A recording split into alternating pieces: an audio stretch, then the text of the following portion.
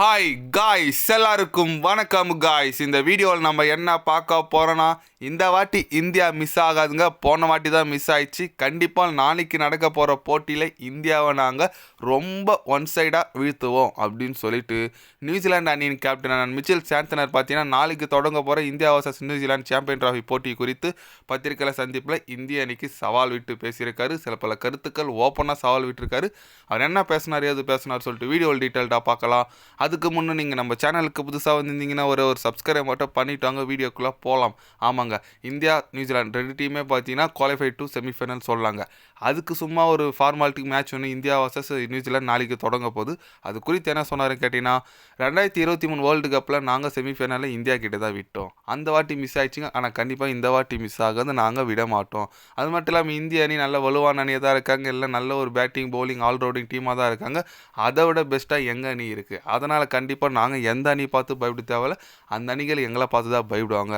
அதுக்கு நாங்கள் ஈஸியாக விட்டுற மாட்டோம். கண்டிப்பாக இந்திய அணியை நாங்கள் வீழ்த்தி இந்த சாம்பியன் டிராஃபி கோப்பையை எங்கள் நியூசிலாந்து நாட்டுக்கு எடுத்துகிட்டு போகிறதுக்காக நாங்கள் வந்திருக்கோம். அது செய்வோம். இந்த வாட்டி இந்திய அணியை நாங்கள் மிஸ் பண்ண மாட்டோம் அப்படின்னு சொல்லிட்டு மிச்சல் சாந்தனர் பார்த்தீங்கன்னா ஓப்பனாகவே சவால் விட்டு பேசியிருக்காருன்னு சொல்லலாங்க.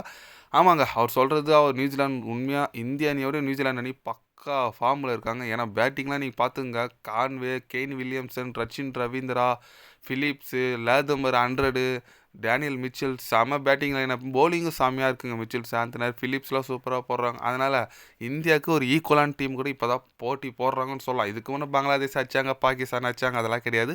நியூசிலாண்டுக்கு எதிராக ஒரு நல்ல ஒரு டீம் இப்போ நல்ல ஒரு மேட்ச் காத்துட்ருக்குன்னு சொல்லலாம். பொறுத்து வந்து பார்க்கலாங்க. நம்ம இந்திய அணி அந்த மாதிரி ஒரு பெர்ஃபார்மன்ஸ் பண்ணி நியூசிலாண்டை வீழ்த்துறாங்களா இல்லையான்னு சொல்லிட்டு ஓப்பனாகவே சவால் விட்டு பேசியிருக்காரு மிச்சல் சாந்தனர். கண்டிப்பாக நம்ம ரிவெஞ்ச் வாங்கி ஆகும் தான் நான் நினைக்கிறேன். வாங்குவாங்க நான் நினைக்கிறேங்க. ஏன்னா தோக்கட்டுங்க இந்தியா. தொடர்ந்து ஜெயிச்சுன்னா வந்து எப்படியும் ஃபைனல் செமியில் போய் தோற்று விடுவாங்க. அதுக்கு இந்த மேட்ச் தோற்றவும் நம்ம உள்ள தான் தோற்றா கூட பரவாயில்ல தான் எனக்கு தோணுது. ஏன்னா அதுமாதிரி தான் இந்த 2023 வேர்ல்டு கப்பில் ஒரு போட்டி கூட தோக்காமல் ஃபைனலில் வந்து கோப்பையை அடிப்பாங்கன்னு நினச்சோம்.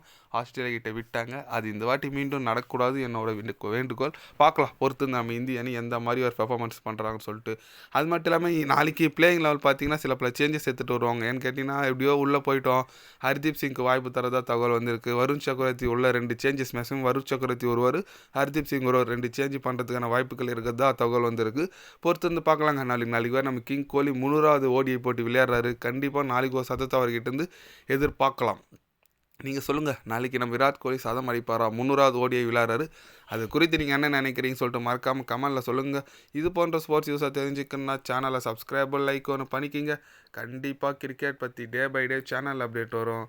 மறக்காமல் சப்ஸ்கிரைப் மட்டும் கொஞ்சம் பண்ணி வச்சுக்கோங்க. நன்றி, வணக்கம்.